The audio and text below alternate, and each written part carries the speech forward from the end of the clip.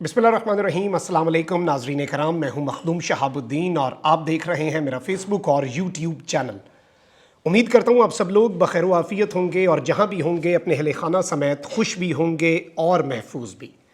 नाज़रीन कराम, एक जानिब रूस यूक्रेन जंग की गर्द नहीं बैठी तो वहीं दूसरी जानिब अब अमेरिका ने चीन से पंगा ले लिया है और चाइना और ताइवान का जो तनाज़ा है वो सर उठा चुका है और वही सब कुछ हो रहा है जिसका डर था।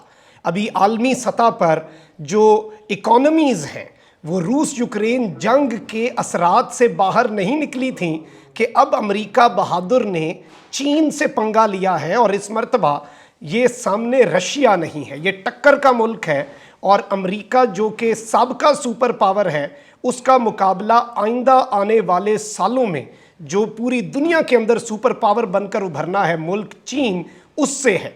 इस वक्त सूरत हाल ये है कि चीन ने अपनी एयर स्पेस बंद कर दी है। कुछ अपडेट्स हैं, नैन्सी पेलोसी का जो विजिट है ताइवान का, उसकी वजह से ये तनाज़ा शुरू हुआ है और चीनी फ़ज़ाइया ने ताइवान के करीब परवाज़ें शुरू कर दी हैं। एयरफोर्स को अलर्ट कर दिया गया है, तबाहकुन मिसाइल अमरीकी जहाज़ों को उड़ाने के लिए ऐसा लग रहा है कि तैयार बैठे हैं। ड्रिल्स का आगाज़ कर दिया गया है और इस हवाले से अब चीज़ें बड़ी कशीदगी की जानिब बढ़ रही हैं। रशिया इस सारे मामले में ऑलरेडी कूद पड़ा है और अमेरिका जिसने रूस यूक्रेन जंग को जिस तरह से हवा दी, अब ऐसा लग रहा है कि चीन और ताइवान का इशू भी सर उठाएगा। लेकिन चाइना इस मर्तबा किसी और ही मूड में लग रहा है। एक जानिब तो चीन हाइपरसोनिक और सुपरसोनिक मिसाइल्स तैयार कर चुका है और चीन के लिए, और ये एतराफ़ तकरीबन आज से 3 से 4 महीने कबल अमेरिका की अपनी एयरफोर्स के चीफ ने किया कि हमारे पास कोई मैकेनिज्म ही नहीं है कि चीन अगर हम पर हाइपरसोनिक मिसाइल डायरेक्ट अमेरिका को मारता है कि हम उन्हें इंटरसेप्ट कर सकें या उनसे बच सकें।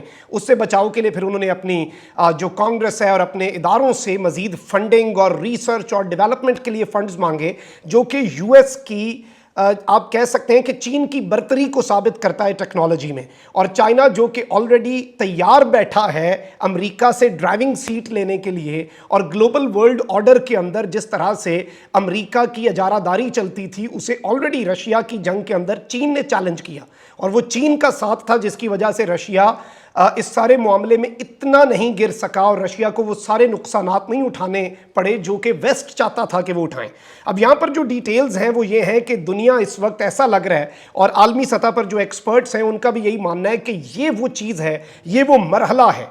और तीसरी जंग अजीम का बीज अगर रूस यूक्रेन तनाज़े ने बोया था तो अल्लाह ना करे कि ये जो तनाज़ा चाइना और ताइवान का है, जो कि असल में तो अमेरिका और चीन का तनाज़ा होगा, ये इस मामले को हवा दे सकता है। और अमेरिका जो है उसकी जो स्पीकर हैं वो बेसिकली उनके हाउस की नैन्सी पेलोसी, उनका विजिट होना था और यूएस ने अकॉर्डिंग टू चाइना गारंटीज दी थी कि नैन्सी पेलोसी का विजिट ये नहीं करवाया जाएगा, लेकिन अब उन्होंने ये दौरा करवाया है और अमेरिका का रेगन एयरक्राफ्ट भी वहाँ साथ उनके गया। और चीन ने इस सारे मामले के अंदर जो पैसेंजर फ्लाइट्स होती हैं अपने सारे बड़े शहरों की, वो ऑलरेडी कैंसिल कर दी गई हैं और जंगी मशकों का इस वक्त आगाज़ हो चुका है।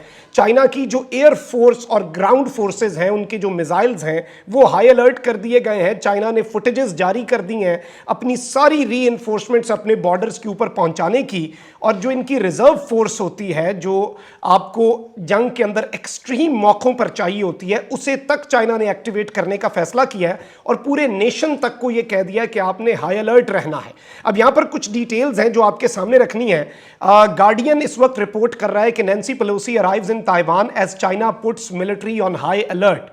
PLA यानी कि जो पीपल्स लिबरेशन आर्मी है announces targeted military operations as it calls visit a malicious provocation, यानी हमें प्रोवोक किया इन्होंने, हमें ये इस वक्त इश्ताल दिला रहे हैं और अब वो टारगेटेड मिलिट्री ऑपरेशंस ताइवान में करेंगे। और इसके साथ ही साथ जो दीगर डिटेल्स सामने आ रही हैं, चाइना ब्रीफिंग जो है इन्होंने इस वक्त ये रिपोर्ट किया है कि China closes east coast air space as Pelosi lands in Taiwan. China ने अपनी एयर स्पेस तक बंद कर दिया, क्योंकि ऑब्वियसली चाइना इससे पहले भी अपने जंगी तैयारे ताइवान की एयर स्पेस में भेजता रहा है। इनका एक हिस्ट्री रही है, चाइना के अपने क्लेम्स रहे हैं।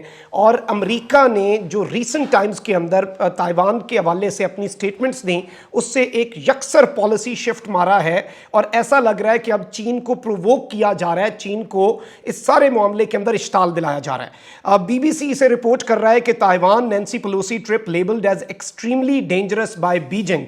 और मैं आपको यह भी बता दूं कि यूएस की जो सबसे सीनियर मोस्ट पॉलिटिशियन का ये 25 साल बाद विजिट है ताइवान का।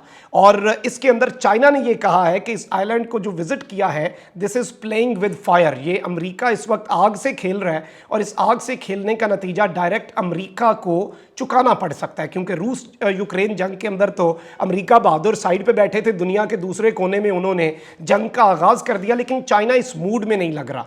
और चाइना इस पोजीशन में भी है, जाहिर बात है चीन और रूस में बहुत बड़ा फ़र्क है, इकोनॉमी का भी, दीगर चीज़ों का भी, मिलिट्री और आपका जो वॉरफेयर होता है उसके अंदर टेक्नोलॉजिकली एडवांस्ड है चाइना।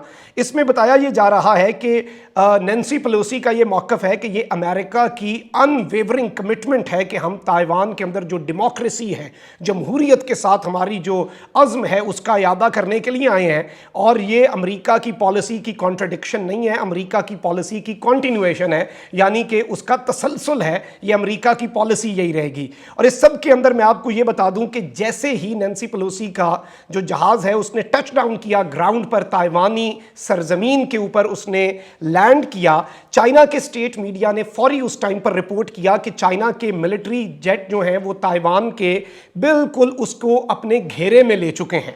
और इस सब के अंदर बताया ये जा रहा है कि नैन्सी पेलोसी का जो विजिट है उसके तनाजुर में चीन ने अब अपनी मिलिट्री ड्रिल्स का आगाज कर दिया है। और मुकम्मल तौर पर अमेरिका ने अब क्या किया है, अमेरिका बहादुर ने यह किया है कि the US sends warships east of Taiwan increasing military activity ahead of Pelosi's visit. Nancy Pelosi के विजिट से ऑलरेडी पहले अमेरिका ये सब कुछ एक्सपेक्ट कर रहा था, तो उन्होंने ताइवान के ईस्ट पर जो अमेरिका के बहरी जंगी बेड़े हैं, वॉरशिप्स हैं, उन्हें ऑलरेडी वहां पर भेज दिया हुआ है।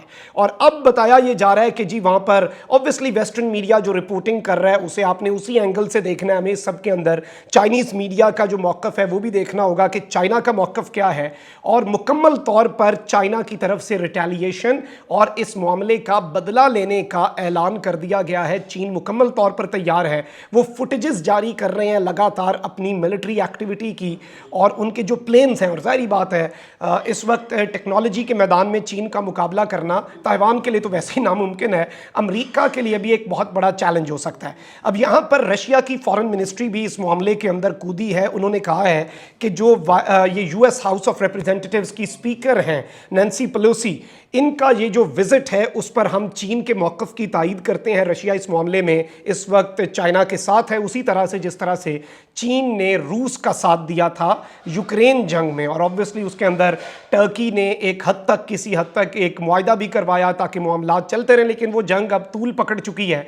लेकिन उस वक्त भी ये खदशात जाहिर किए गए थे कि अमेरिका उस वक्त भी सोच रहा था कि ताइवान के अंदर वो कोई एडवेंचर करे और ताइवान को चीन के सामने लाकर खड़ा करे, लेकिन वो यहाँ पर ज़्यादा फंस गए यूक्रेन के अंदर, तो इस मामले को थोड़ा सा डिले किया गया। लेकिन अब चीज़ें उसी तरफ को जा रही हैं। रूस ने मुकम्मल तौर पर चीन का साथ देने का ऐलान किया और अमेरिका के खिलाफ ऑब्वियसली ब्लॉक तो ये ऑलरेडी बन चुका हुआ है। और ये चीज़ें अब बड़े ख़तरनाक डेवलपमेंट्स की तरफ जा रही हैं। मिलिट्री ड्रिल्स इस वक्त उनका आगाज़ हो चुका है, अमेरिका वहाँ से अपनी रीइंफोर्समेंट्स ला रहा है। और ये जंग, इसमें एक चीज़ तो बड़ी वाज़ेह है कि ताइवान की ये जंग नहीं होगी, ये जंग जो है ये अमेरिका बामुकाबला चीन ही होगी। और ऑलरेडी जब अमेरिका यहाँ पर पंगा रशिया के साथ ले चुका है, तो ये अल्लाह ना करे कि हालात ख़राब हों, आउट ऑफ कंट्रोल हों, लेकिन ये तीसरी जंग अजीम की तरफ मामलात जाते हुए बहुत तेज़ी से इस वक्त नज़र आ रहे हैं, रिपोर्ट हो रहे हैं। और इंटरनेशनली भी अब जो मार्केट्स हैं उन पर इसका असर पड़ना शुरू हो गया है, यूएस मार्केट्स पर भी।